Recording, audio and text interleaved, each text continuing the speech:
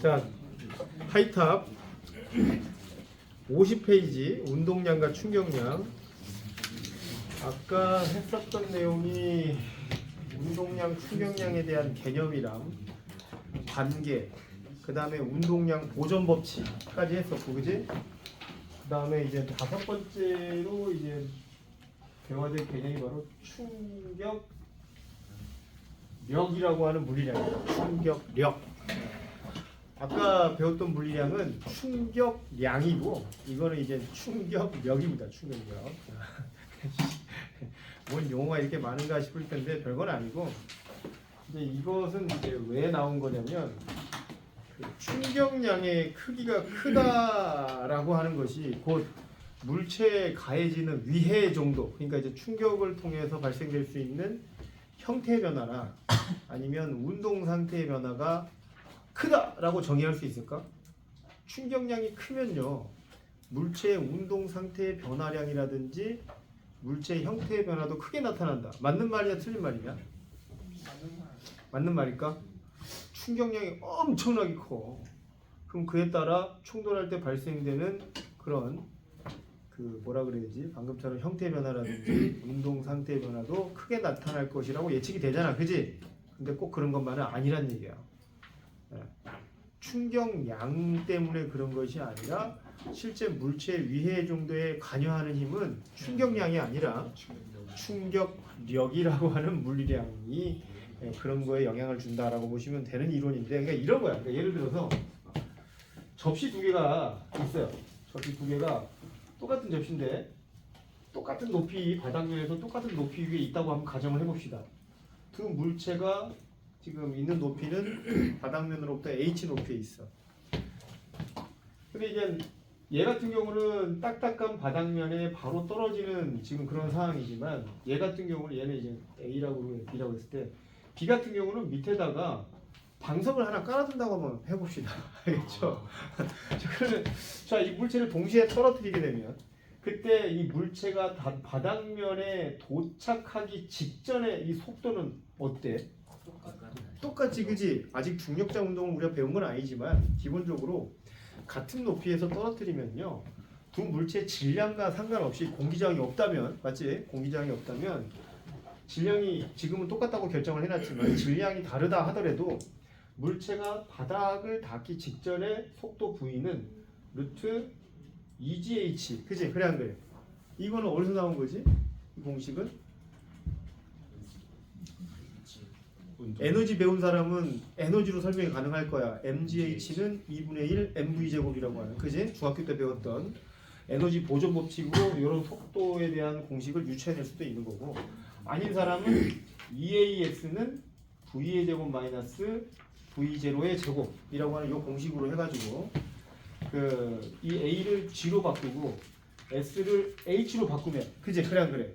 그리고 처음 속도가 이게 0이었기 때문에 V의 크기는 어떻게 해준다? 루트 EGH로 이렇게 우리가 표현이 가능한 거거든. 그러니까 이게 무슨 뜻이냐면, 물체가 바닥을 떨어뜨릴 때, 물체가 바닥을 떨어질 때 그 바닥에 닿기 직전의 속도는 뭐에 의해서 결정되는 거다? 물체의 질량이나 그런 거에 의해서 결정되는 게 아니라 높이 h에 의해서 결정되는 거다라는 내용입니다. 이게. 그러니까 같은 높이에서 떨어뜨렸으면 바닥에 닿기 직전의 속도는 같아요. 근데 바닥에 닿자마자 두 물체의 속도가 0이 돼 버렸어. 그럼 뭘 의미하는 거야? 두 물체가 바닥과 충돌함과 동시에 델타 P라고 하는 운동량의 변화량이 어떻다는 얘기입니까? 같다는 얘기잖아. 그래 안 그래? 둘 다 바닥에 떨어진과 동시에 멈췄다니까. 그러면 델타 P는 같은 거죠. 아까 델타 P가 뭐라 그랬어? 충격량이라 그랬단 말이야. 그러니까 두 물체가 바닥과 닿음과 동시에 멈췄다면 두 물체의 운동량의 변화량은 같다는 얘기고, 두 물체가 바닥과 충돌함과 동시에 갖게 되는, 서로 받게 되는 충격량의 크기도 같다는 얘기입니다. 그래 안 그래요? 그런데 결과는 정반대야. 얘는 멀쩡하고 얘는 와장창 깨져버렸단 말이야. 전혀 다른 형태가 지금 현재 일어나 버렸단 말이야. 그지? 그래 안 그래? 왜 같은 충격량을 받았는데 한 물체는 깨지고 한 물체는 멀쩡한 걸까? 대체 충돌하는 과정에서 어떠한 변화가 있었길래, 그지? 어떠한 조건이 이러한데 영향을 줬길래 이러한 결과가 정반대의 결과가 나오게 되겠느냐. 이런 개념으로 나온 거였어 이게. 이유는 뭐 때문이냐면 충격량 공식 안에 그 이유가 숨어 있어. 충격량 자체가 어떻게 구한다고 그랬냐면 FT, 그치? 그래 안 그래? 실제 물체의 형태의 변화라든지 운동 상태의 변화에 영향을 주는 요소는 누구에 의해서 결정된다고? F, 그치? 그래 안 그래? 충격량은 이 녀석을 얘기하는 거고요. 충격력은 이 녀석을 얘기한다는 겁니다. 즉 충돌하는 과정에서 같은 충격량을 가한다 하더라도 어떤 충돌일 때는 상대적으로 이게 같다고 하더라도 이게 이제 일정하다 하더라도 어떤 충돌에서는 상대적으로 T가 커져가지고 그지?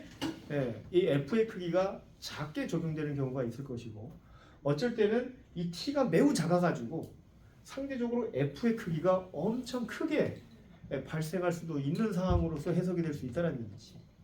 즉 물체의 충돌의 위해 정도는 누구에 의해서 결정된다? 충격력에 의해서 결정된다.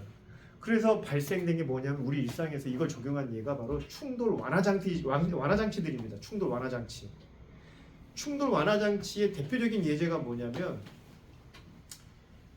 포수가 공을 받을 때에서도 그런 모습들을 좀 찾아볼 수가 있거든. 너희들 야구 좋아하는 사람은 알 거야.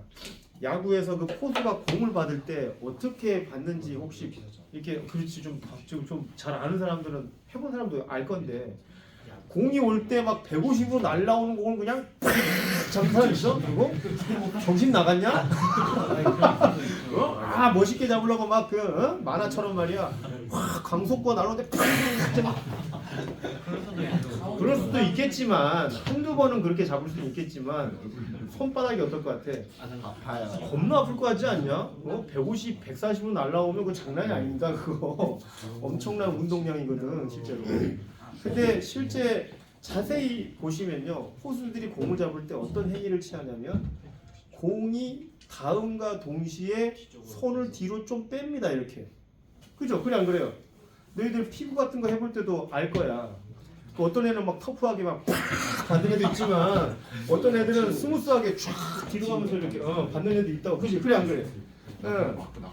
이거 바로 팍 받으면 그냥 팍 소리 나면서 엄청 아프지만 뒤로 이렇게 좀 빼면서 받으면요 별로 안 아프거든. 그지? 받아본 사람 알 거야. 해봤지? 그 차이야 그 차이. 실제 이게 무슨 의미냐면 공이 닿았어. 그지? 그래 안 그래? 닿았는데 이제 닿았다는 얘기는 손바닥에다 뭘 가해주기 시작하는 거야? 힘을 가해주기 시작하는 거야. 근데 얘를 뒤로 빼버리면 얘가 아직 안 멈췄어. 무슨 말인지 아냐? 즉 뒤로 빼는 요 행위가 힘을 가하는 시간을 늘려주는 행위에 해당됩니다. 아이 그거 뭐 얼마나 차이 난다고요? 꽤 클 수 있습니다. 그게 별것도 아니지만 0.1초하고 0.00001초는 몇 배 차이야? 1000배? 1000배 만배 차이지. 그지? 그래 안 그래? 우리가 볼 때는 찰나의 순간이지만 그 찰나의 순간도 아주 빠른 찰나의 순간도 있는 거고 좀 덜 빠른 찰나의 순간도 있는 건데 그게 1000배 차이만 나도요. 그죠? 그래 안 그래요? 힘의 몇 배가 지금 줄어드는 거야. 1000배가 줄어들어 버리는 거거든 이거. 별거 아닌 거라도. 예, 아주 큰 효과를 낼 수 있는 겁니다 이게. 또 저 태클 건다 저 새끼죠.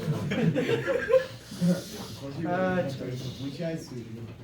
그러면 그런갑다 하는 거지 이 자식. 그냥 극단적으로 얘기하는 거 아니야 선생님은 항상 이해를 돕기 위해서. 그래 안 그래요? 자 그런 내용에서 나온 거고 우리 일상에서 이런 것들을 적용한 게 그 자동차에도 많이 적용되어 있지. 그지? 범퍼 같은 거 있잖아. 그지? 앞에 자동차의 범퍼 같은 경우도 찌그러지면서 힘을 이렇게 이제 힘을 주는 시간을 늘려주는 이제 그런 효과를 갖고 있고 요즘은 자동차도요 우리 사람을 좀 보호하기 위해서 일부러 좀 잘 찌그러지게 만든답니다. 앞에 부분을 범퍼가 말고 그 이제 그 본넷 자체가 좀 잘 찌그러지게 만드는데 그래서 잘 찌그러져야 사람도 충돌하는 과정에서 좀 충격을 좀 덜 받는 이제 그런 상황이거든. 그러니까 이제 겁나 단단한 차들 있잖아. 그지? 그래 안 그래? 애누리 없이 겁나 단단한 차들이 있어요. 그 지프차 같은 거 있잖아. 그 찌푸차 그 보면은 이제 랭글러 같은 거 있잖아 이제 막 돌아다니는 거. 그 받치면 큰일 나면 좆됩니다. 내가 그 얼마나 단단한지 그 차가 세상에. 선생님 저 아파트에서 이렇게 그 뭐지 부모님 집에서 이렇게 좀 설날이라서 이렇게 하고 있는데 갑자기 바깥에서 이제 진짜 무슨 천둥 소리가 나요. 천둥 소리가. 뭐야 무슨 뭔 소리가 바깥에 봤더니 사고 난 거 사고가. 뒤에 있는 랭글러가 앞에 있는 그 소형차를 받아버린 거예요. 근데 그 앞에 소형차가 그 뭐였더라 베르난가 근데 옛날 차인데 뒤가 사라져 버렸어 뒤가. 뒷좌석까지 사라져 버린 거야. 얼마나 세게 받았어. 근데 뒤에서 박은 랭글러는 멀쩡해. 진짜야. 아무렇지도 않아. 나 사고 안 난 차인 줄 알았어. 그거. 그 세상에. 지는 겁나 단단한 거지 그 랭글러가. 그러니까 이제 이중 프레임으로 해가지고 엄청 좀 단단하게 만들거든 그 SUV가. 그게 이제 험로를 다니다 보니까 그 차체가 이렇게 막 너무 연하고 그러면은 험로 같은데 가면 막 차가 휘어버려. 그러니까 이제 차체 자체가 워낙 단단하게 막 만든다고. 그런 차들이 이제 충격에도 가을 때 보면 잘 안 찌그러져. 사람하고 부딪히면 어떻게 될 것 같아? 예, 그대로 그냥 예. 그대로 그냥 작살 난다고 생각하시면 됩니다. 근데 이제 요즘 자동차들은 이제 그런 인도주의적인 차원에서 좀 약간 좀 연하게 만든대요. 근데 또 이제 그 사실을 또 우리 일반인들이 또 보면은 또 뭐라 그래? 쿠킹 호일이다. 저 차 타면 뒤진다 막 그러잖아. 그지? 그래 안 그래? 근데 일부러 그렇게 만든대요. 요즘. 네. 옛날에는 단단하고 튼튼한 차가 최고였다고 한다면 요즘은 앞을 오히려 잘 찌그러뜨려 가지고 안에 내부의 사람이 더 안 다치게 만든대. 그러니까 너희들 그 자동차 시험 보면은 막 시험 성적 보면은 막 많이 찌그러진 것 보고 아 저거 왜 이렇게 많이 찌그러졌어 그럴 텐데 요즘은 이제 그런 논리가 숨어 있다는 사실을 좀 알고 계십시오. 알겠죠? 네. 그런 논리에도 적용이 되고 있고 실제로 그뭐 이런 여러 가지 그 충돌 완화 장치 이용되고 있으니까 그런 의미로 좀 받아들이시면 되지 않을까. 그래서 책에 보면요 53페이지 보면 그래프 하나 나와 있습니다. 그래프 하나 나와 있는데 어떤 그래프가 나와 있냐면 힘과 시간에 대한 그래프가 나와 있거든. 시간과 힘에 관련된 그래프에서 어떤 그래프가 나와 있냐면 하나는 이런 식의 그래프가 하나 나와 있고 하나는 이런 식의 그래프가 좀 약간 조금 이상한데 자, 어쨌든 그림을 좀 너무 좀 선정적이게 그리네.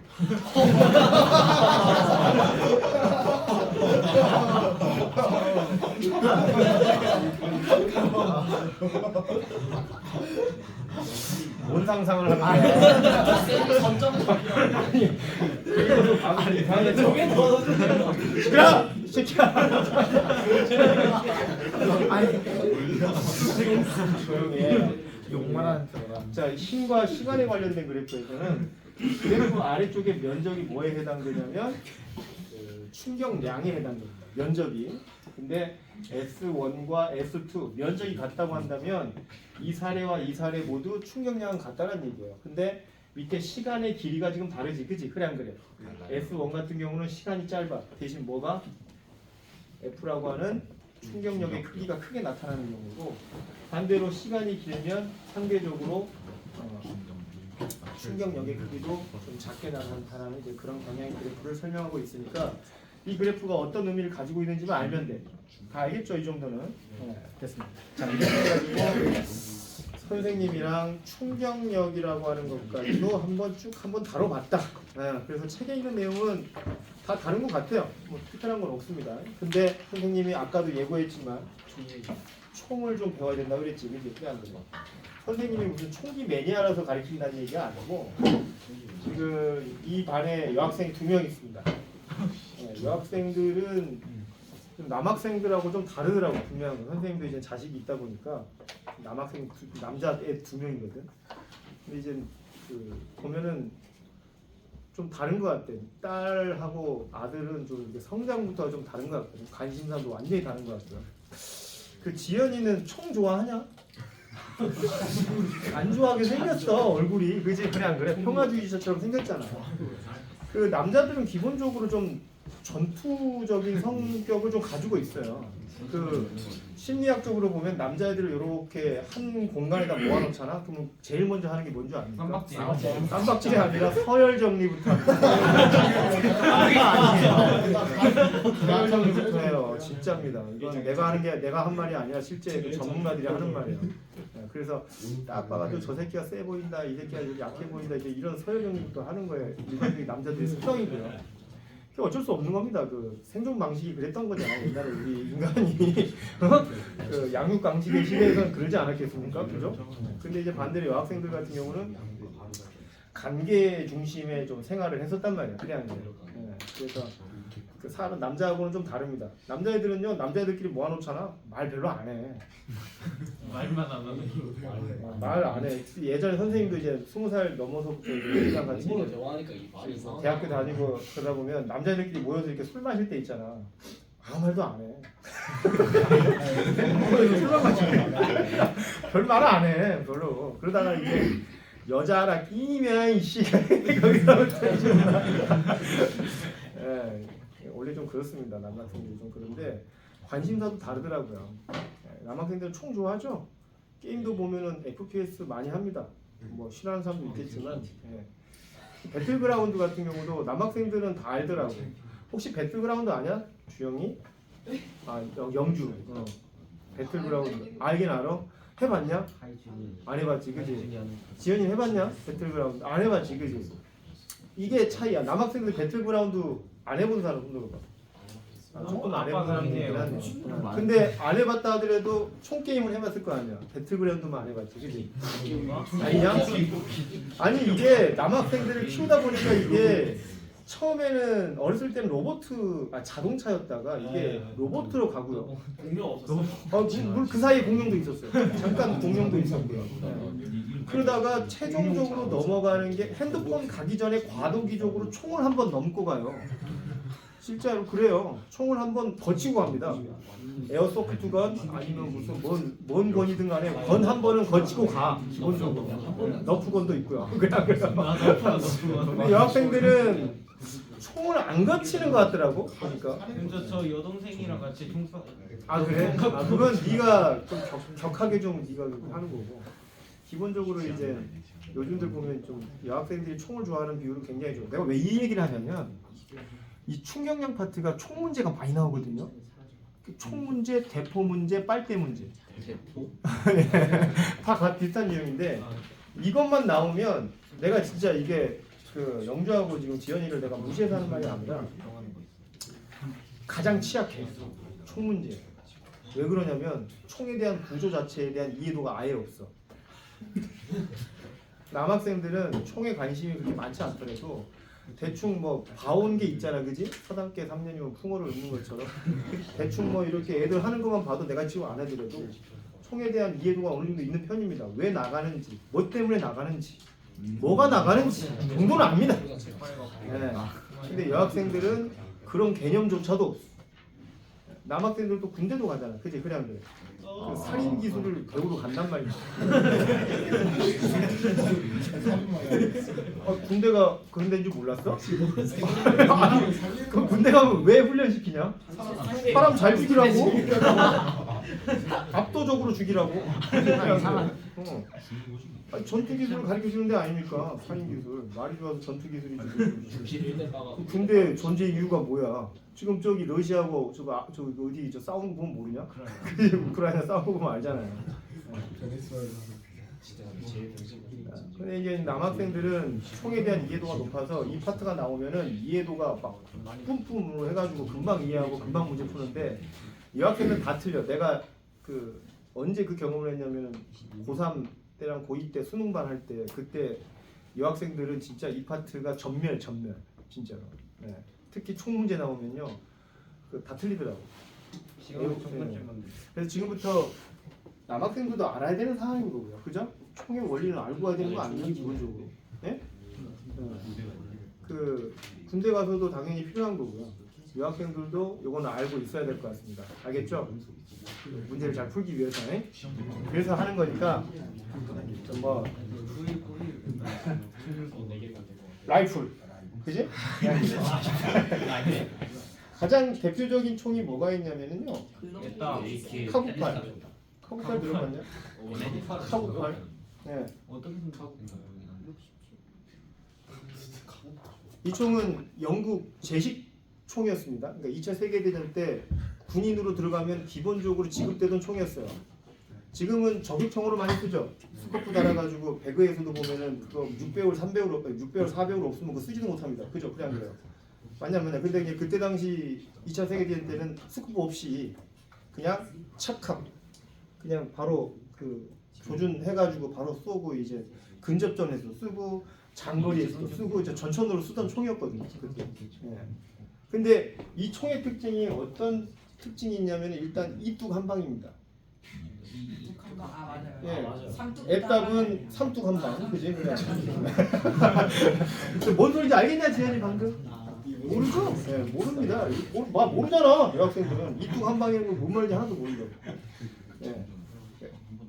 그 2레벨 헬멧을 쓰고 있어도 얘한테 맞으면 한 방에 헤드샷을 치신다는 얘기입니다. 근데 짧은 총들은 한 방에 안 죽거든? 그지? 너희들 그 배구 해본 사람 알 거야. 그 피스톨 같은 걸로 뭐 이렇게 헤드샷 맞는다고 해가지고 한 방에 죽지는 않잖아. 그지? 그래 안 그래? 몇 방을 맞아야 죽고 막 그런 상황이란 말이야. 이게 뭔 뜻이냐면 카구팔이 좀 총신이 길어요. 다른 총에 비해서. 그지? 총신이 좀 길게 좀 나와 있는데 이렇게 생겼단 말이야. 왜 그래? 이렇게 생겨서. 그러니까 이게 총신이라고 하는 것은 요걸 얘기하는 거래. 이 앞에 부분, 그지? 이 앞에 부분의 총신이 다른 총에 비해서 좀 깁니다. 애답이라고 하는 그 총도 보급용 총도 그렇게 좀 길잖아, 그지? 그래 안 그래? 이 총신이 긴 게 어떠한 유리한 점이 있겠느냐 이 말인 거야. 이 총신이 긴 게 맞냐 안 맞냐? 권총은 총신이 굉장히 짧아요. 그리고 우리가 돌격 소총이라고 부르는 것들도 보면은 얘보다는 좀 총신이 좀 짧거든, 그지? 샷건은 사실은 그 좀 의미가 없는 총이야. 예전에 독일군하고 이제 2차 세계대전 때, 1차 세계대전 때 그때 이제 그 참호전을 많이 했었거든요. 실제로요. 참호전이 뭐냐면은 짱 박히는 거예요. 그러니까 이제 그 참호에 숨어가지고 이제 그 존버하는 거 존버. 근데 존버가 그냥 뭐 하루 이틀 존버가 아니라 1년 2년 존버하는 겁니다. 거기서. 그러니까 점령을 못해. 왜냐하면 이제 다 그냥 존버 타가지고 다 이러고 다 있으니까 참호에서 이거 숨어 있으니까 가까이 가면 막 쏴버리고 막 그러니까 접근을 못하는 거예요. 그래서 참호 전용으로 나온 총이 바로 샷건이었습니다. 샷건. 그래서 돌격해가지고 참호에 들어가면 이제 긴 총이라 그랬잖아 아까. 얘네들 다 그 미국도 그렇고 이제 독일군도 그렇고 총이 길거든. 그 참호에서 어때? 탁 걸리고 그지 그래 안 그래? 쏘다보면 탁 걸리고 막 이제 좁으니까 참호가 그래 안 그래? 그러니까 총신을 앞에 잘라버리고 그냥 넣고 그냥 방 쏴보면 한꺼번에 앞에 있는 애들이 싹 다 이제 쓰러지게 만드는 이제 그런 총이었거든. 그래서 이제 독일군들이 이제 미군이 그런 총을 쓰니까 아 이거는 너무 인도주의적이지 못하다고 샷건을 금지시켜달라고 국제법으로. 너무 사람을 잔인하게 죽인다고. 참호에 내려 다 죽인다고 걔가 막 그래서. 그러니까 이제 그런 총이었어요. 그 샷건이 실제로. 굉장히 좀 인도적이지 못하는. 그러니까 원래는 그 총이 누구 쏴 죽이던 총이었냐면 새들 쏴 죽이던 총이었습니다. 예전에 사냥꾼들이 새들 갖다가 막 수백 마리 확 막 날아갈 때 샷건 막 이만한 게 큰 이게 총알을 막 새구슬 막 수백 발을 넣어가지고 펑 쏴가지고 그 총 거기서 나가는 그 새구슬로 그 수백 마리 막 맞춰가지고 쏘던 그런 총이었거든 원래가. 근데 그걸 개량해서 만든 게 샷건이었는데 갑자기 샷건 얘기가 왜 나오는지 모르겠지만 이걸로 다시 돌아가서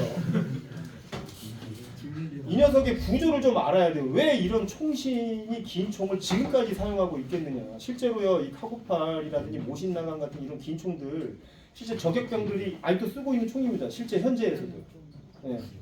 뭐 총이 없어 쓰겠냐? 그게 아니라 굉장히 좀 일반적인 우리가 알고 있는 M16이나 M4 이런 애들보다 HK416 이런 애들보다 훨씬 더 신뢰성이 있기 때문에 그러겠지, 그지? 그래 안 그래? 저격으로 좀 더 특화되어 있는 그런 특성이 있단 말입니다. 저격이 뭐야? 멀리 나가는 거잖아, 그지? 그래 안 그래? 대체 이 총신이 긴 게 멀리 나가는 거랑 무슨 상관이 있겠느냐 이번이. 그래서 선생님도 군대에 있을 때 무기 담당을 했었거든요. 선생님이 이제 해군 장포였기 때문에 이게 이제 무기를 매번 분해하고 보이스치라고 이게 배에서는요 그 소금기가 있기 때문에 무기 관리를 그때 안 하면은 다 녹슬어서 못 써. 그래서 항상 분해 조립해서 이렇게 좀 해줘야 되거든. 그때 선생님도 제일 궁금했던 게 이론만으로 배웠던 총이었잖아, 그지? 그래서 직접 만져볼 때 어떤 것부터 확인했냐면 이것부터 확인했어요. 얘들 그 총탄이 어떻게 생겼냐면은 이렇게 생겼습니다. 요 앞에 요게 총알이야 실제로. 근데 이 총알 뒤에는 뭐가 이렇게 달려있냐면 이만한 탄피라고 하는 것으로 이렇게 둘러싸여 있습니다. 여학생들은 이게 나가는 줄 알아요. 아닙니다. 아니고 요게 나갑니다. 요게 나가는 거예요. 이때 요놈의 직경이 5mm면 5탄, 7mm면 7탄, 9mm면 9탄이라고 그러는 겁니다. 직경이. 근데 이 앞에 있는 요거는 이제 탄피라고 하는 건데 이놈은 어떤 역할을 하는 거냐면 내부에 화약을 넣어놔. 내부에 화약을 넣어놓고 뒤에서 공이가 딱 때려버리면 이 안에 있는 화약이 터지면서 이 앞에 있는 총알을 좀 밀어내는 이제 그런 방식이거든.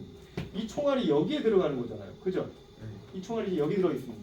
그래서 한 대 팡 쏘면 총알만 나가고 여기 있는 탄피는 바깥쪽으로 배출되는 이제 이런 시스템이거든요. 근데 선생님 진짜 궁금했던 건 이거야. 바로 총구멍 있잖아요, 요거. 총구멍이 여기 이렇게 있었거든요, 이 안에. 이때 이 총알의 직경하고 총구멍의 직경이 어떤 관계를 가지고 있냐 이게 제일 궁금했어요. 무슨 뜻이냐면 총구멍이 있는데 이렇게 맞아. 총알의 지금 크기가 이렇게 여기 들어갈 거 아니야, 그지? 그래 안 그래? 총구멍에. 근데 제일 궁금했던 건 딱 맞을 건가? 아니면 총알의 직경이 살짝 좀 작아가지고 총구가 살짝 좀 더 좀 큰 상황이니까 아니면 총이 총구보다 더 커가지고 좀 아예 들어가지도 않는 상황이니까 세 가지 중에 하나일 거야, 그지? 그래 안 그래? 첫 번째 약간 좀 총구멍이 좀 더 크다. 총구멍이 조금 더 좀 큰 경우. 두 번째 아니다. 정확하게 CVC 가공처럼 딱 맞아 떨어질 거다. 그지? 그래 안 그래? 딱 맞을 수 있잖아요. 그러니까 보면 총도 보면 5.56mm인가 이렇게 해가지고 딱 직경이 딱 정해져 있잖아, 그지? 그래 안 그래? 맞냐 안 맞냐? 그런 식으로 딱 맞을 거냐? 아니면 세 번째 아예 총의 이 직경이 총알의 직경이 총구멍보다 좀 더 클 거냐? 그러니까 이제 총구멍이 더 작은 거죠. 그래 안 그래? 이 세 가지 중에 하나가 제일 궁금했단 말이야. 윤호야, 어떤 느낌이었을 것 같냐? 내가 해봤을 때. 괜찮아. 찍어. 1번. 총구멍이 조금 더 살짝 커질 거다. 그래서 총알이 좀 잘 나갈 수 있게끔. 3번이다. 안 나간다. 막아버린다. 총구멍을. 좀 더 좀 타이트해야 된다. 타이트한 정도가 아니라 이거는 아예 직경이 좀 크다니까 총알이. 2번 딱 맞을 거다. 자, 의견을 보겠습니다. 1번 손 들어. 1번. 1번이다. 아니다. 딱 맞아야 된다. 딱 맞을 거다. 2번. 무슨 소리냐? 총에 총구멍으로 이거 총알이 나가면 되겠냐니까. 나가버려야 된다.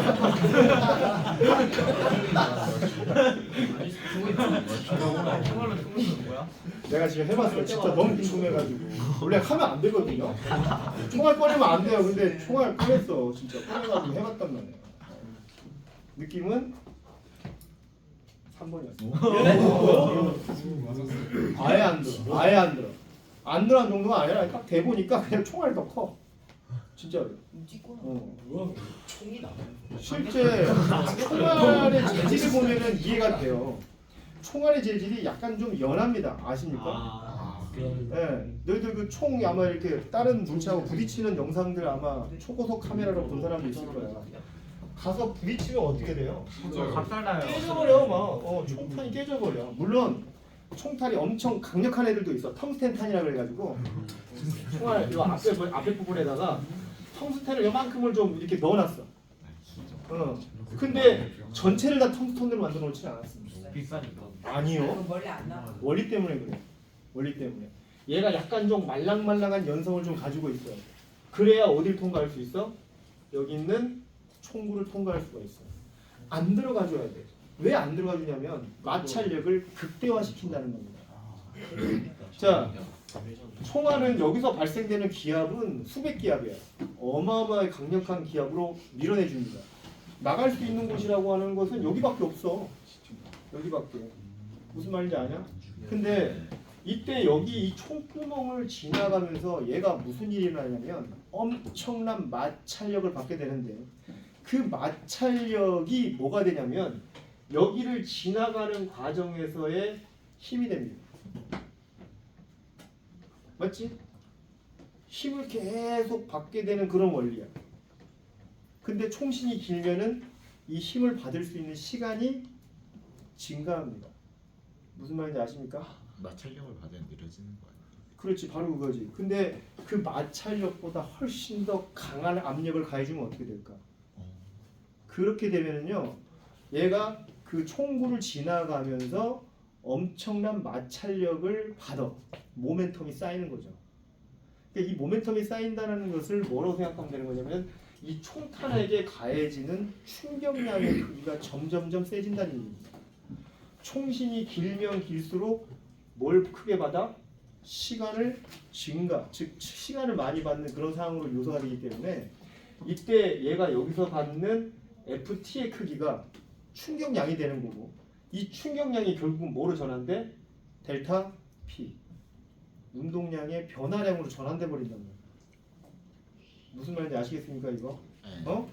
충격량을 많이 받아야 델타 P는 뭐냐면 MV-MV의 제로. 하지만 이 총탄의 처음 속력은 없었어. 결국은 이 녀석이 받은 충격량이 전부 다 뭐로 전환되는 거예요? 총탄의 운동량으로 전환돼 버린단 말이야. 근데 너희들 알겠지만 총알의 질량은 몇십 그램밖에 안 됩니다. 이거 그죠? 그래 안 그래요? 그럼 전부 다 뭐로 전환된다는 얘기야? 속도 V. 자, 저격총은 뭘 의미하는 거냐면 멀리 있는 물체를 맞추는 거예요. 맞냐 안 맞냐? 맞아요. 그럼 멀리 있는 물체를 맞추려면은 단위 시간당 뭐가 커야 돼? 이동한 거리가 커야 돼. 그래 안 그래? 속도가 빠르다는 얘기는 뭘 의미하는 거냐면 다른 총보다 멀리 간다는 뜻입니다. 무슨 말인지 알겠어? 즉 총신이 길면 길수록 더 멀리. 그렇지. 더 빠르게 총탄을 만들어줄 수 있다는 얘기고 빠른 총탄은 더 멀리 날아간다는 걸 의미하는 거예요. 그래서 총신이 길면 길수록 이거는 그냥 물리적인 거야. 짧으면서 충격량이 클 수 있습니까 없습니까? 그거는 한계가 있어. 맞지? 그래 안 그래? 물론 화약을 더 크게 막 더 많이 싣고 막 대형 막 총알을 막 만들어. 그리고 막 질량도 크게 막 총탄의 질량도 막 늘려. 그게 뭐야? 매그넘 턴이죠. 그죠? 그런 게 매그넘 턴이란 말이야. 그래 안 그래? 이제 총신이 짧은데 파워를 떼야 될 때 그런 탄을 쓴단 말이야. 일명 데저트 이글. 들어봤냐? 핸드 캐논이라고 부르죠. 핸드 캐논. 보면 쏠 때 어때요? 붕! 이렇게 그냥 일반 권총들 팍팍팍팍 이렇게 쏠 때 핸드 캐논 이런 거 쏘면 어때요? 붕! 이렇게 쏜다고. 그치? 저번에 어떤 영상 보니까 여자애가 그 데저트 이글 쏜다고 이거 다 팍 맞아. 뒤로 엎어지던데 반동이 장난이 있습니다. 그죠? 그래 안 그래? 네. 그 엔터테인먼트로 만들어낸 총이에요. 그 뭐 무슨 그 누가 그걸 쏘겠냐? 그래 안 그래? 뭐 실전에서 데저트 이걸 꺼내갖고 누굴 맞추려고 그래 지금? 그지? 근데 이런 장총이 기본적으로 이런 원리를 갖고 있단 말이에요. 같은 5탄을 써도 같은 7탄을 써도 훨씬 더 멀리 날아갈 수 있는. 그지? 자, 이제 이해됩니까 이거? 네. 총 문제 나오면은 맞출 수 있겠습니까? 네. 아 영주야 너한테 묻잖아. 그래 안 그래? 알겠어 이게 무슨 뜻인지? 아직도 모르겠어? 아니 틀리면 되는 게 아니라 지현이 알겠냐 이제 총에 대한 원리를 대충은? 유일하게 맞출 수 있는 문제야 이제. 총 문제가 어디 있어요? 아 나와. 자, 그 다음에 책에는 잘 안 나올지 여기 책에는 총 문제가 나오는 건 아닌데 그 충격력 파트 문제 수능 문제를 보면 많이 나온단 말이에요. 근데 이제 요거는 기본적으로 알고 있으셔야 돼요. 너무 이제 하이탑은 입시 위주의 문제들만 나와 있어갖고 이런 문제가 좀 잘 안 나와 있는 편인데 알아두셔야 됩니다. 근데 총알의 모양이 지금은 어떤 모습이냐면 이제 이런 모습이죠, 그죠? 맞지, 그지? 요즘 이런 모습인데 왜 이런 모습을 하고 있었을까? 원래 옛날에 그 총알의 모습은 이런 모습이었거든요. 네. 예전에 머스켓이라고 하는 직업이 존재할 때 그지? 머스켓병 총 겁나 길었어요. 막 이렇게 길어가지고 장전하고 이렇게 이제 쏘는데 하나 팡 쏘면 이제 그 뒤에 열 와가지고 또 쏘고 뒤에서 또 장전하고 막 이렇게 한 발씩 쏘던 그런 시대가 있었어요. 그때만 해도 이런 총알 썼었어요. 실제 그 미국에서 남북 정전 할 때 있지, 그지? 남북 정전. 그 몇 년 전이냐 그게 남북 정전 할 때가. 그 그렇게 오래되진 않았지, 그지? 그게 아니 남북 정전이면 1900년도는 아니고 1800년도 정도였을 거야 그때. 미국이 이제 그 뭐지 만들어지는 과정에서 이제 싸우고 그랬었는데 그때만 해도 총이 이제 이런 모습이었어요, 총알이.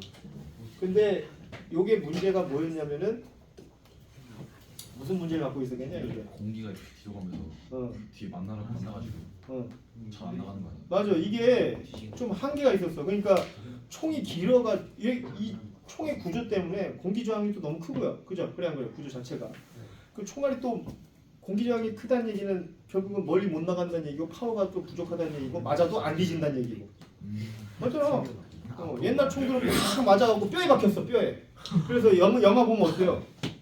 째가지고 막 핀셋으로 총알 탱그랑 하면서 꺼내고 막 그러지. 그런 모습이 많이 나왔단 말이에요. 요즘 총알에서 상상할 수도 없습니다. 요즘 AR 같은 거 맞으면 어떻게 돼요? 맞으면 바라락 팡 터져나가요. 팡 맞으면 팔 떨어져요. 발 맞으면 발 하나 터져나가요. 지금 파워가 워낙 세져가지고 진짜 지금은 AR 같은 거 맞으면 그렇게 되거든. 네. 근데 어쨌든 이렇게 생긴 게 그런 건 단점이 있어가지고 좀 뭐 살상력이라든지 관통력이라든지 이런 것들을 높이기 위해서는 앞에가 좀 어떻게 생겨야 되냐면 이렇게 좀 뾰족하게 생길 필요가 있었습니다, 총알을. 그래서 이렇게 만들었겠죠. 그래서 쏴봤어요. 그랬더니 총알이 어떻게 나간 줄 알아? 이게 보면은 질량 중심이 어디 있겠어 이거? 뒤에 있어, 뒤에. 그러다 보니까 얘가 이렇게 쭉 날아가는 게 아니라 돌아버려 이렇게 돌아버리는 거야 총알. 그러니까 이게 더 안 나가 이게. 그래서 만들어진 게 뭐냐면 아까 이 친구가 얘기하는 것 같아, 강선이라는 겁니다. 강선. 즉 총알이 여기서 튀어나오면서 회전을 얻게끔 한 거예요. 회전. 총알이 엄청난 회전을 받게 됐어요. 이 안에 강선이 있어가지고 엄청난 마찰력을 받으면서 이 강선과 함께 같이 회전을. 실제 총알 구멍 이렇게 군대에서 이렇게 보다가 처음 왔습니다. 이렇게 보고 있으면 안에 강선이 이렇게 꼬여 있는 강선이 이렇게 있어요. 그래서 이제 얘가 이렇게 회전을 한단 말이에요. 회전. 근데 대부분 학생들이 오해하는 것은 탄알이 왜 회전을 하냐라고 했을 때 관통력을 높이기 위해서. 무슨 총알이 드릴이니? 얘가 돌아가면 뭐 관통력이 높아지냐? 관통력은 아무 상관이 없고요. 이 녀석을 갖다가 유체역학적으로 공기를 갖다 뚫어주는 데 있어서 회전력이 이렇게 얘를 갖다가 공기가 얘를 이제 감싸주게 해가지고 얘가 이렇게 도는 걸 막아주는 역할을 해요. 그래서 총알이 돌면은 이게 좀 안정화됩니다. 날아가는 형태가 실제로. 그래서 총알의 형태라든지 이런 것들도 더 과학적 원리가 있는 겁니다. 알겠습니까? 근데 이제 우리나라 그 389경 권총을 쓰는 직종이 하나가 있는데 그게 어디냐면 이제 경찰들입니다. 그죠? 경찰들 보면 여기 이제 총 하나씩 차고 다니잖아요. 그지? 그래 안 그래? 예전 선생님이 그 군대에 있을 때 그 경찰들이 사격 연습하러 왔었거든요. 사격 연습하러 이제 실제 그 진급하는데 그런 게 이제 그 사격 점수나 이런 것들이 쓰이나 봐. 그래서 389경 갖고 와가지고 관역이 딱 요 정도밖에 안 돼. 여기 요 정도 앞에 저 벽 정도 되는 정도에서 이렇게 해가지고 이제 쏘더라고 389경을. 다 6발게 쏘는데 선생님이 이제 그때 보조 역할을 하느라고 이렇게 이제 그 뭐지 종이 뜯어가지고 이렇게 보는데 씨, 하나도 안 들어가요. 아니 뭐 멀리서 쏜 것도 아니야. 우리는 기본적으로 쏠 때 50m, 100m 사로에서 쏘거든요. 그럼 관역이 얼마큼 보이냐면 진짜 너희들 가서 사격장 한번 해봐. 진짜 깨알처럼 보여. 이만한 깨알에다가 진짜로 이렇게 그냥 그 저격총처럼 막 이렇게 무슨 그 뭐지? 레드도트를 준다든지 뭐 스코프를 주는 거 전혀 없습니다. 그냥 아이언 그 뭐지? 예, 레드도트도 없이 그냥 쏴서 그거 맞춰야 되거든요. 실제로.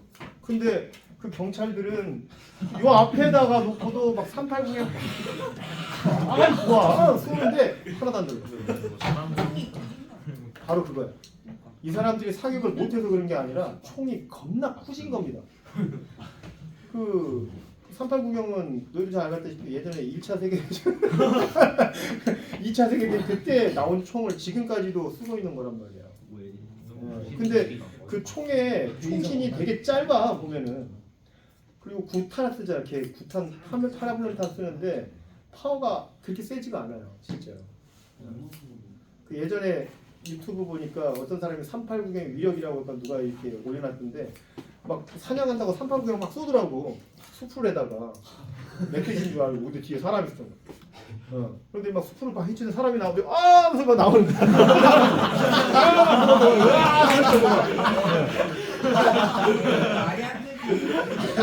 아 진짜요. 389경 그 정도 쏘는데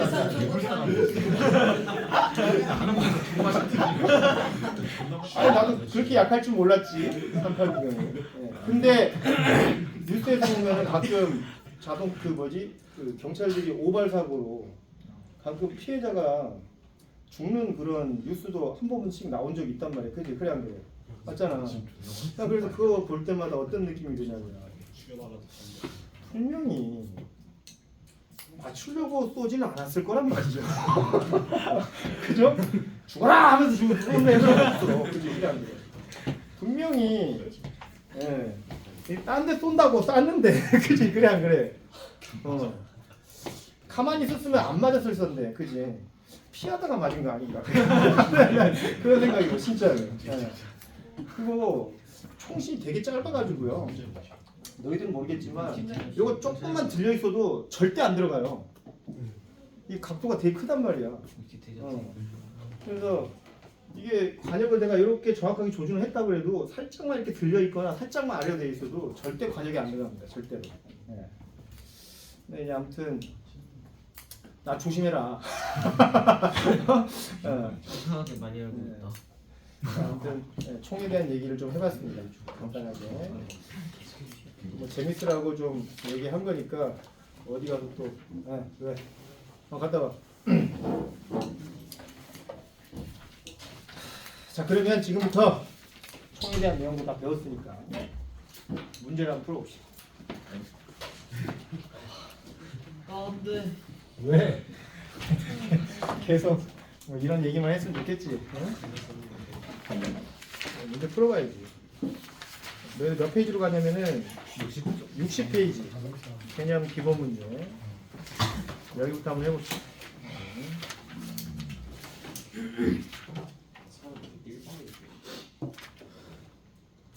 자, 그 뭐 5번까지는 너무 쉬워요. 5번까지 한번 쭉 한번 풀어볼래요? 그냥 몸풀기 삼아서 5번까지 쭉 한번 풀어보자. 풀어봐봐요. 틀도 괜찮으니까 쭉 한번 풀어봅시다. 아, 수업 시간 30분밖에 안 돼.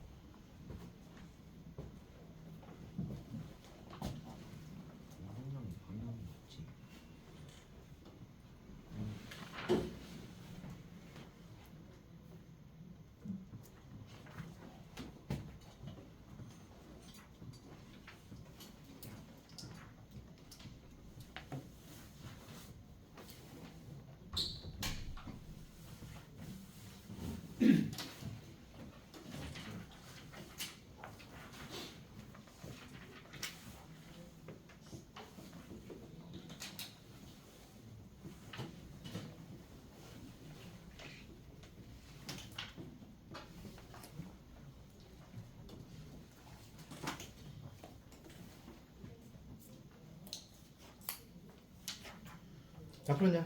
오 금방 푸네. 좋아.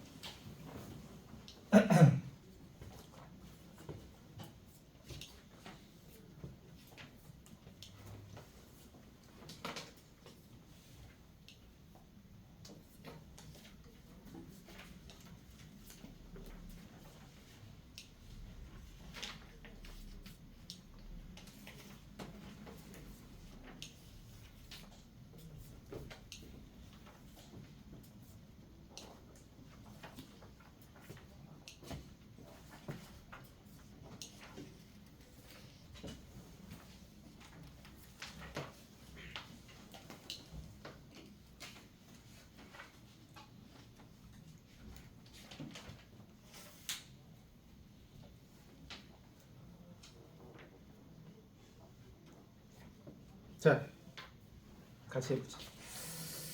1번의 답은 니은하고 디귿입니다. 니은 디귿. 그 다음에 2번의 답은 기역하고 디귿이고요. 기역 디귿. 3번의 답은 기역 니은 디귿. 다 맞습니다. 그 다음에 4번의 답은 기역 니은이고요. 마지막 5번 기역 니은.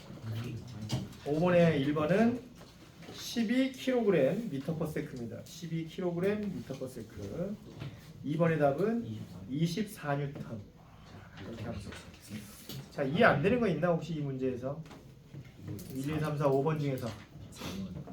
괜찮아. 물어봐도 돼요. 운동량 방향이 있어요. 운동량도 너희들 그 운동량 공식이 아까도 얘기했지만 P는 MV거든. 결론적으로 따지면 P 자체는 벡터입니다. 왜 벡터냐면 둘 중에 하나가 벡터라서 그러거든. V가 벡터니까. 그렇지. 이 V가 속력이 아니라 속도예요. 속도. 그래서 운동량도 벡터 값입니다. 벡터 값.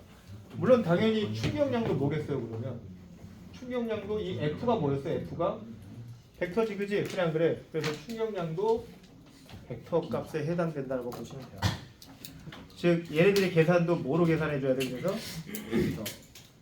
벡터의 합으로 계산해줘야 돼. 원래는 원칙상. 근데 아직은 그 기초 문제여가지고 벡터의 계산으로 아마 운동량의 크기를 계산하고 그러지는 않을 거야. 그냥 뭐 너희들 잘 알겠지만 속도의 개념으로 해. 플러스 마이너스라고 하는 방향 개념을 통해 가지고 그냥 계산해 주시면 됩니다. 근데 1번에 기억 니은 반작용 아니에요?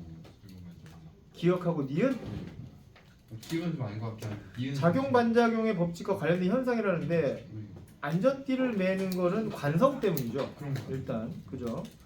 그 다음에 니은은 그 로켓은 그 작용 반작용이 맞습니다. 맞죠? 그 새들도 처음에 날 때는 어때요? 퍼덕거리면서 이렇게 아래쪽으로 공기를 갖다가 밀어가지고 민 힘에 대한 반작용으로 이제 뜨는 거지, 그지? 처음에 비행기로 이륙을 할 때, 이륙할 때 이렇게 엔진을, 그지? 앞에를 일부러 띄워가지고, 그지? 아래쪽으로 이제 힘을 줘가지고 반대로 이제 위로 이렇게 날아가게끔 해주는 이제 그런 힘으로 이륙을 한단 말이죠. 작용 반작용입니다. 그런 얘들이 다. 리을도 반작용이죠. 리을은 발로 공을 세게 찰수록 공이 더 빠르게 날아간다는 것은 힘에 의한 효과입니다. F는 MA. 근데 공을 차면 공도 제 발을 밀는 거죠. 그렇죠. 그래도 네 발이 아프잖아. 네. 근데 그걸 얘기하는 게 아니라 빠르게 날아가는 효과에 대한 내용이잖아. 그렇지. 그러니까 이런 말로써 이런 게 좀 판별하는 문제들이 좀 어려워하는 친구들이 좀 있어. 이게 왜 그러냐면 과도한 상상력. 너무 과도한 상상력 있잖아, 그지? 내가 현실에서는 이렇더라 하면서 이런 과도한 상상력이 오히려 문제를 풀 때 더 나쁜 선례를 가져올 수 있어. 그러니까 단순하게 생각해, 단순하게. 너무 막 심각하게 너무 꼼꼼하게 따져가면서 푸는 것도 별로 그렇게 좋은 방법. 출제자의 의도에서 좀 벗어나는 겁니다. 괜찮아. 이제 그런 것도 이제 문제 많이 풀다 보면 점점 좋아져 실제로. 그 경험에 의해서 다 수정이 됩니다. 자, 다른 거 있나요 또? 3번에 3번? 디귿이랑 중력이랑 다른 거예요. 수직항력과 작용 반작용 관계인 힘은 화분이 책상을 누르는 힘이다라고 되어 있는데 그 N이 그거잖아. 수직항력이 이 물체를 떠받치는 힘이잖아, 그지? 그러니까 작용 반작용 관계는 이게 있기 때문에 얘가 이것을 한다는 느낌이거든. 그러니까 예를 들어서 이제 서로에 대한 작용점이 서로 다른 위치에 있는 것처럼 표현이 되는 것들이 있어. 그러니까 이제 수직 항력이 아까는 대부분 어떤 형태로 표현됐었냐면은 힘의 평형으로 많이 적용됐었단 말이야. 그지? 그래 안 그래? 그러니까 그 물체에게 작용하는 중력이 있다고 한다면 바닥면이 이 물체를 떠받치는 힘이 있다 이런 식으로 하는 게 수직 항력의 관계인데 지금 디귿은 그게 아니잖아. 그지? 수직 항력과도 당연히 수직 항력도 뭐가 존재하냐면 작용 반작용이 있을 거야. 그지? 그래 안 그래? 이것도 힘일 테니까. 그러니까 그거에 대한 반작용인 관계인 힘은 화분이 책상을 누르는 힘이다. 그래서 물체 자체가 이 물체를 누르는 바닥면을 누르는 힘에 대한 반작용으로서 떠받치는 힘으로 이제 표현했다는 얘기죠. 말장난이 조금 심한데 좀 많이 어렵습니다. 이런 것들 판단하기가. 근데 이런 것들은 사례들을 좀 암기하면서 문제 풀어야 돼. 이거 참 구별하기 좀 힘든 문제이긴 해요. 이런 거 같은 경우. 어쩔 수 없어요. 선생님 이런 힘이 존재하면은 이거랑 수직 항력이랑 상쇄되고 중력 때문에 책상이 꺼져야하는 거 아니에요? 작용 반작용은 상세가 아닙니다. 상쇄가 되는 게 아니야. 작용점이 달라가지고 상세가 아닙니다. 아 그러니까 그 계산했을 때 0으로 변하니까. 그러니까 아까 이게 얘기했잖아. 사실은 너무 과도하게 그 존재하지도 않는 힘을 막 있다고 생각하고 막 적용하지 마시고 그냥 있는 대로. 그러니까 디귿은 딱 디귿만 보고 판단해. 너무 막 이건 이거 아니고 저건 저거 아니고 힘들어. 방금 네 말 들으니까 나도 힘들다. 어떻게 그런 생각까지 하냐. 대단하다.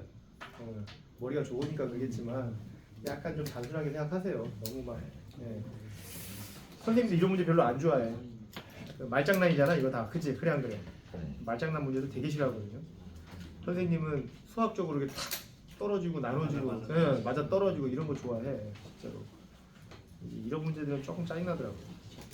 자 4번 5번에서 이해 안 되는 거 없죠? 넘어갈까요? 자 6번 힘과 시간에 관련된 그래프.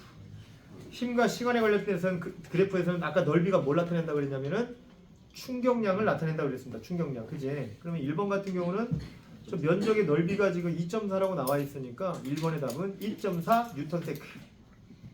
2번 힘이 작용한 후 물체의 속력을 구하라 라고 되어 있는데 자, 이 물체에게 가해진 충격량의 크기가 얼마라고? 갑자기 크게 나오죠.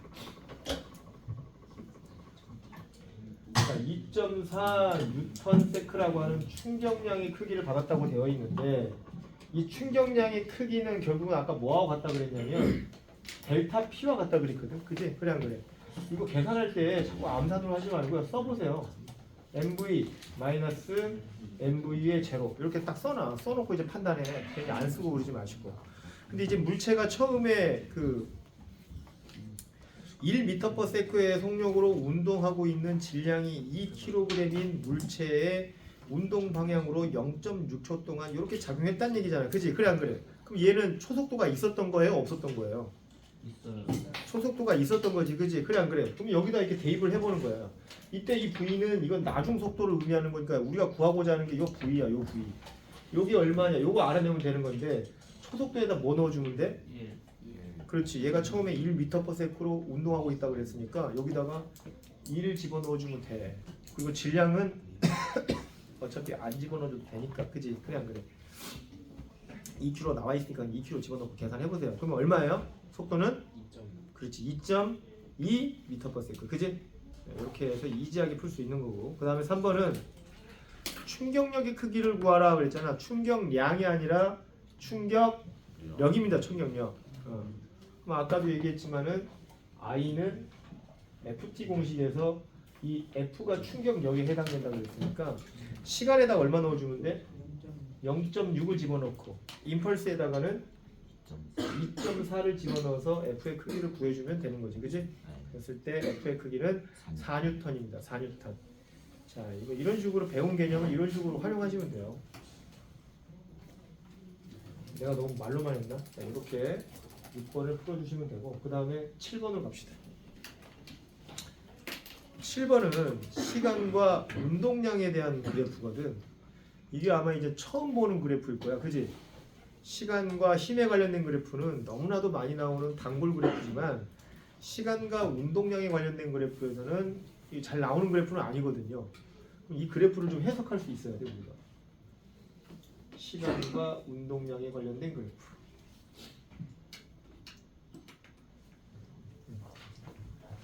그러면 내가 그래프를 해석할 때 어떻게 하라고 예전에 한번 팁을 줬냐면 둘 중에 하나거든. 기울기 아니면 면적 둘 중에 하나야. 기울기가 뭘 의미하느냐 또는 면적이 뭘 의미하느냐 알아보는 방법은 얘네들이 갖고 있는 단위 있지, 그지? 단위를 곱해보거나 나눠보면 되거든. 어? 일단은 면적으로 생각한다면 지금 얘가 지금 그래프가 이렇게 가고 이렇게 가고 있는데 만약 면적으로 생각한다고 한다면 이 두 개를 어떻게 보면 돼? 곱해보면 돼. 곱하면 뭐 나와? 킬로그램이 곱하기 미터. 킬로그램 미터가 나오지, 그지? 뭐 의미 있냐? 면적? 아니요. 면적 별로 의미 없는 것 같아, 그지? 근데 기울기를 구하려면은 요것분에 요거 하면 되거든. 요것분에 요거 해봐. 그럼 어떻게 돼? 힘입니다. 뭐 나와? 킬로그램 미터 퍼 세크의 제곱 나오거든. 자, 너희들 잘 알겠지만 킬로그램 미터 퍼 세크의 제곱이라고 하는 단위는 뭐의 단위하고 똑같다 그랬어? 뉴턴. 힘의 단위하고 똑같은 거야. 그러니까 얘가 지금 보여주고 있는 요 기울기 있지, 그지? 요게 바로 뭐에 해당되냐면 이 물체에 가해진 힘의 크기가 된다고 생각하면 돼. 평균 힘의 크기를 갖다가 기울기로 보여주고 있는 그래프입니다. 그러니까 지금 몇 초까지냐면 2초까지는 요 힘, 요 기울기에 대한 힘이 지금 가해지고 있는 거고, 그 다음에 2초에서 4초까지는 아까보다 더 큰 힘이 이렇게 가해지고 있는 거잖아. 그지? 그래 안 그래? 근데 기울기가 일정하다는 얘기는 힘의 크기도 어떻게 가해지고 있는 거다? 일정하게 가해지고 있는 거다. 자, 이런 식으로 해석하면 돼. 자, 그러면 어느 정도 힌트를 줬으니까 1번 1초일 때 이 물체의 작용 벌써 힘부터 딱 물어보잖아. 그래 안 그래? 그럼 기울기 구하면 될 것 같은데요. 얼마예요 기울기? 2분의 3. 2분의 3이니까 1.5N. 그지? 네, 1.5N. 그 다음 2번 3초일 때 가속도의 크기를 구하라 그랬는데 3초일 때는 기울기가 얼마냐 봤더니 2분의 6이니까 얼마냐? 3. 그지? 그래 안 그래? 그럼 이거 구해봐봐.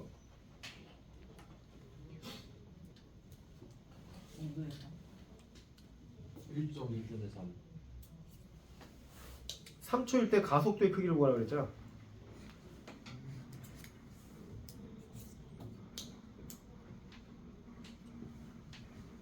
얼마? 1.5. 그렇지. 1.5 미터 퍼 세크의 제곱.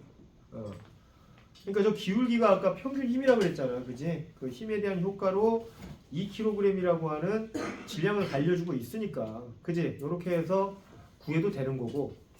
좀 어렵게 푸는 방법이 있다고 한다면 운동량의 변화량으로 속도 구해가지고 그 단위 시간 동안에 속도의 변화량을 구할 수도 있지만 선생님이 별로 추천하고 싶지는 않습니다. 그냥 방금 얘기했던 그래프의 기울기로 구하시면 되겠죠? 됐냐? 이거 안 써도 되지? 이 정도면 산수잖아. 써줘야 되냐? 아닙니다. 다음 3번 충격량의 크기를 구하라. 2에서 4초 동안 이 물체가 받은 충격량의 크기를 구하래. 힘을 받았으니까 충격을 받은 거거든요.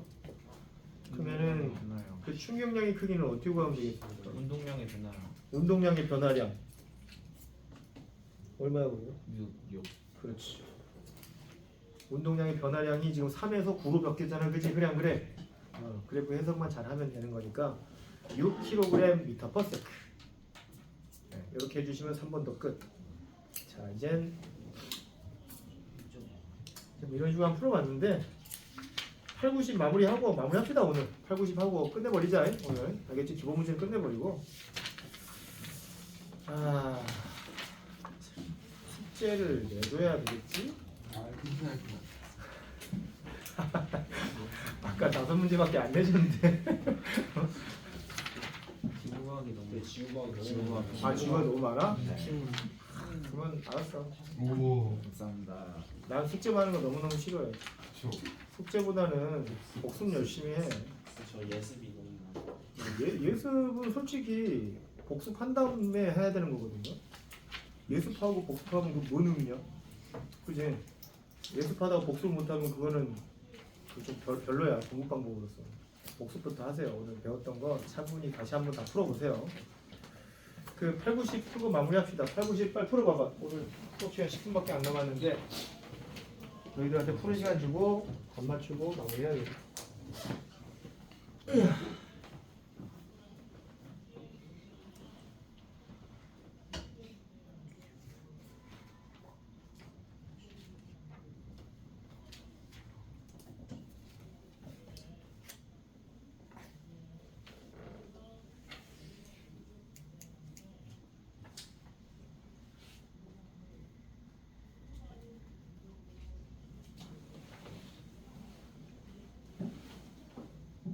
8번은 이제 운동량 보존으로 풀면 돼요. 아까 가르쳐줬죠.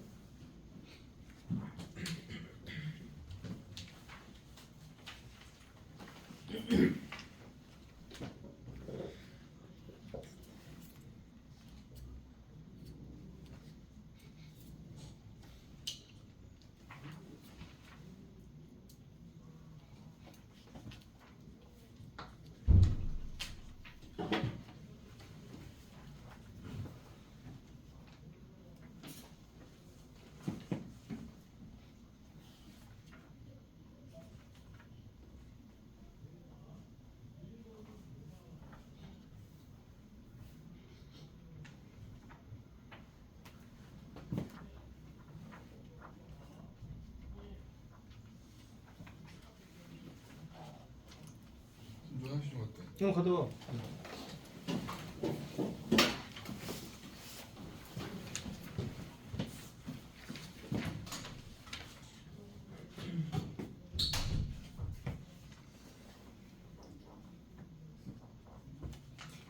패딩 같은 거 입고 공부하면 안 더워? 그래? 딱 적절해? 그래? 불편할 것 같아.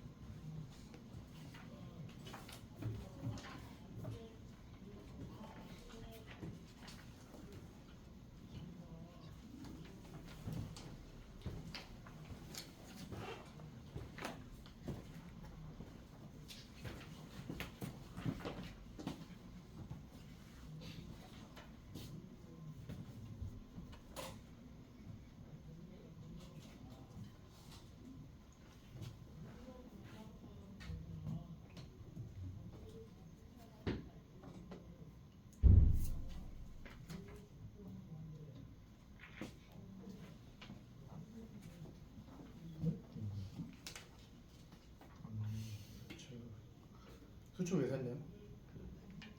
수업 시간에 뭐 듣는 거 자리 없을 때 쓰려고.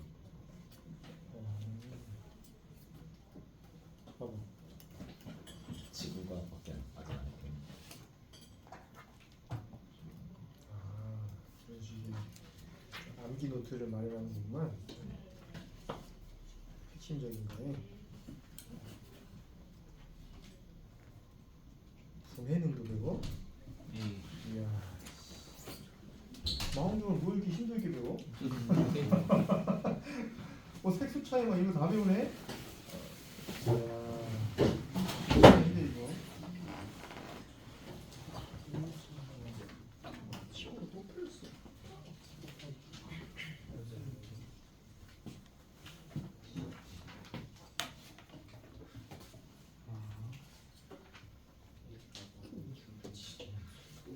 지구과학을 배우다 보면 진짜 상식이 좀 많아지는 것 같지 않냐? 그런 느낌. 선생님도 지구과학을 되게 좋아하는 편이거든. 지구과학은 좀 지식들이 많아야 좀 잘하는 편이야 일반적으로. 그러니까 좀 골고루 잘하는 애들, 물화생계 골고루 잘하는 애들이 지구과학도 결국은 잘하거든 전반적으로. 모든 게 다 연관이 돼 있어가지고.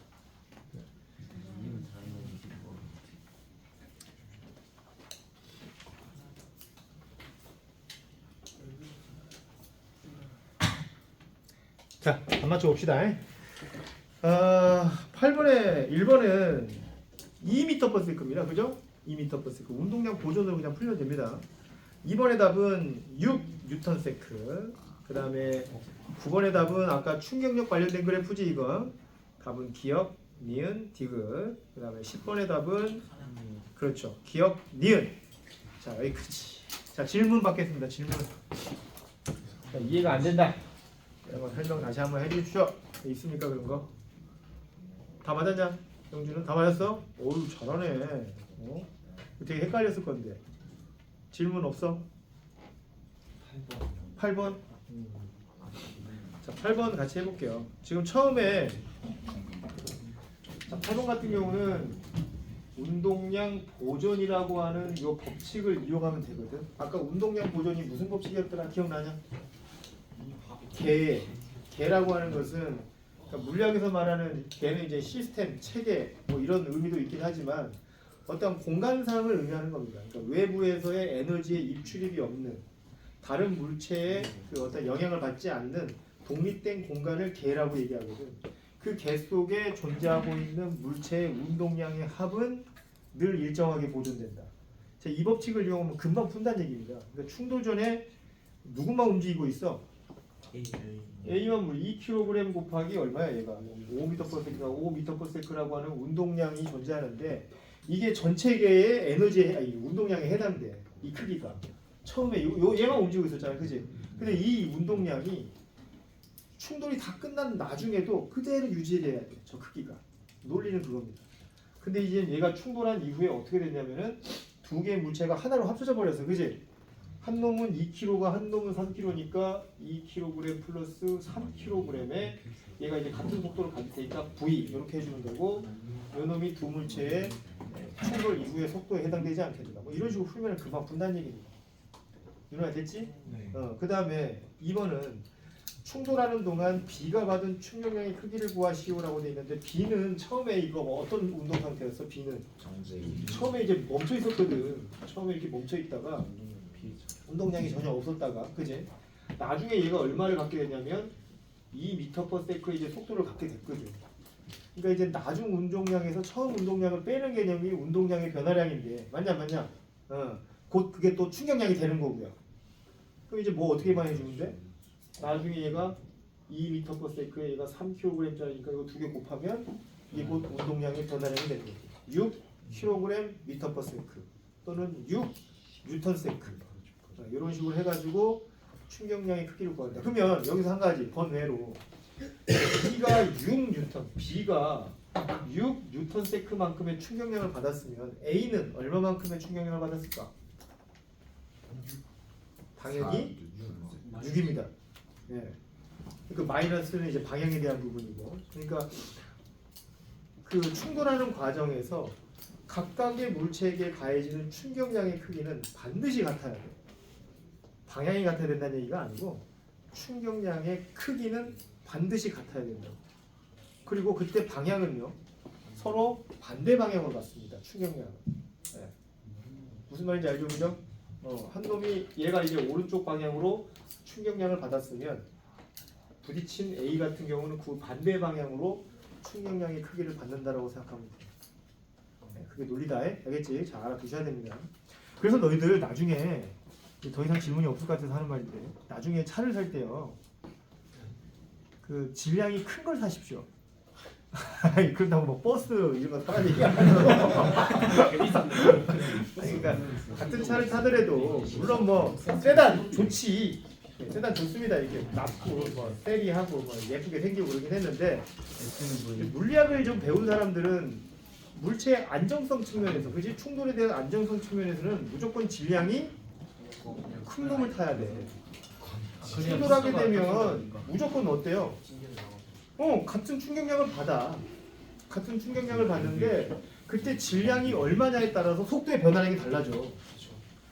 그러니까 질량이 클수록 속도의 변화량이 다르다는 얘기는 나의 운동량의 변화량이 다르다는 얘기고 나한테 받는 충격량의 크기도 그만큼 다를 수 있는 거거든. 그러니까 너희들 잘 알겠지만 자동차가 막 가고 있는데 곤충이랑 팍 부딪히면 어떻게 돼요? 곤충 깨져버리지, 그지? 그래 안 그래? 착 깨져버리잖아, 그래 안 그래? 차는 멀쩡한데 그게 왜 그런 거냐면 같은 충격력을 받는다 하더라도 질량 차이가 워낙 크니까 우리는 속도의 변화량이 별로 없는 거지. 그 반대로 그 곤충 질량이 상대적으로 너무 작으니까 그지? 속도의 변화량이 엄청 크고 그래서 이제 같은 충격력을 받더라도 그런 식으로 이제 현상이 이제 일어난다는 거죠. 그래서 그 같은 차를 타더라도 중량이 큰 SUV 같은 거 있잖아요, 그죠? 이런 거 타면은 좀 사고가 난다 하더라도 그나마 좀 위해 정도가 좀 적지 않을까. 내 목숨을 지킬 수 있는 확률이 굉장히 커집니다. 무슨 말인지 아십니까? 그 너희들 진짜 중요한 건데 승용차들은 이제 부딪히잖아요. 왜 죽는지 아냐? 어디? 아 그래도 죽는 게 아니라 실제로는요. 이 본넷 있잖아요. 본넷이 밀고 들어옵니다. 여기까지 그냥. 뭐라고요? 앞에 운전석이 있을 거 아니야, 그지? 앞에 쾅 부딪히면요, 그 엔진이 밀려가지고 어디 들어와? 운전석으로 들어와, 운전석으로. 실제로 그 사고 나는 영상 보잖아요. 본넷이 그냥 쭉 들어옵니다, 사람 몸으로. 네. 또 나오는 정도가 아니야. 잔인하게 말하면, 저 여기 에이스. 가슴에 이렇게 운전대가 바로 있잖아요. 운전대가 바로 사람하고 이제 운전대 이 정도 거리로 이제 운전대 갖고 있단 말이에요. 근데 본넷이 밀려 들어오면서 운전대하고 뭐 앞에 에어백이 터져도 소용없습니다. 그냥 찌부돼서 죽어버리거든요. 안전벨트를 냈어야지. 그래서 얘도 그러는 상황. SUV를 몰면 뭐가 유리하냐면 차가 좀 높기 때문에 부딪혀도요. 엔진이 안 이게 좀 다리로 들어와, 다리로.